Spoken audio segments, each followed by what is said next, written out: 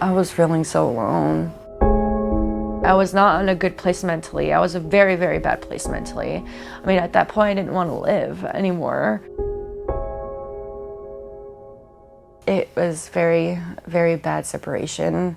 It just came to a head and we got into a really bad argument. There was some domestic violence involved with him and I. We had protective orders. There was a thing with custody, and Jack was like 11 months at the time that we separated, so he was still pretty young. But he was there when we were bickering. I could tell it affected him pretty much a lot because he was having some behavioral issues, just getting upset very easily, a lot of tantrums. And I was pregnant with my daughter at this time too. I was like 6-7 weeks pregnant with her. When the domestic violence happened, he ended up hurting me and hurt my back, and we didn't know that we thought we were gonna lose her. I ended up going to the Pregnancy Research Center around 9 weeks and had an ultrasound, and there was nothing there. No baby, nothing, no sac.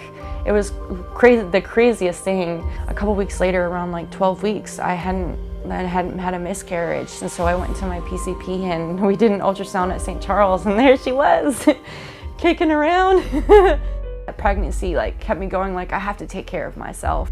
I have to take care of my body and give nutrients so I can grow this little girl. Serena has a lot of self-doubt about her parenting skills. My child was kind of lonely. I'm an only child. I have no siblings. So it's just my mom. We grew up in California and she was a jockey. She got hurt when I was in first grade. She fell off a horse and she hurt her back really, really badly. And so from when I was in first grade till she passed, she was disabled and she had a hard time. So I kind of grew up taking care of myself and her at the same time. My Nana though, she was there too for the most part, but she was a very, very severe alcoholic.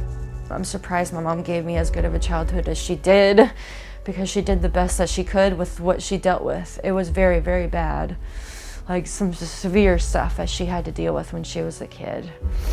A lot of abuse. So I'm kind of learning mistakes that she made with me, to not make with the kids, and to kind of cut the generational trauma. That's my biggest mission with my kids. I don't want that to happen. I don't want the generational trauma to continue on and just continue the cycle.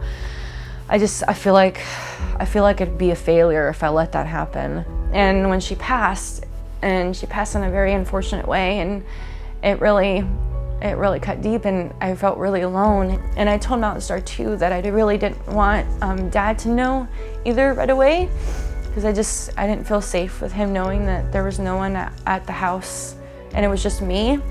And they even gave me a Ring camera, a couple of Ring cameras with a battery pack, so I could feel safe at my own house when my mom passed, because they knew I was afraid. And they gave me those Ring cameras, and they have no idea how much they made me feel safe. Just that little gesture made me feel so safe. She's already breaking the cycle, just by the way she is approaching things with her kiddos.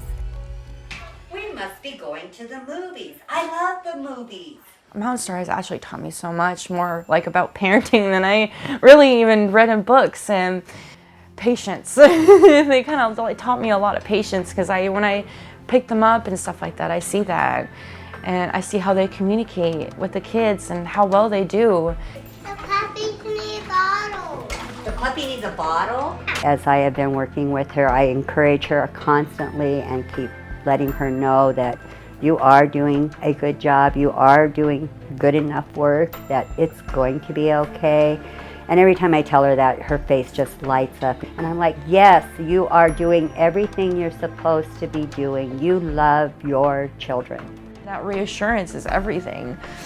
Because every day I feel like I'm failing, to be honest. Every day I learn new things to try to do better and be a good mom. But a lot of the times I feel like maybe I'm not trying hard enough, or I have all these doubts in my head. But Miss Candy, she is always saying that you're doing a great job, you're a good mom. It's hard to ask for help. It really is. But the kids matter. The kids didn't do anything to deserve this type of life. I mean, I feel bad with what hand they've been dealt with already. It's important to take care of yourself as a mom, as a person, to break that cycle. I was always scared to stand up for myself. I was always scared to do what I needed to do. And I felt like Mount Story gave me that push too. This is a family.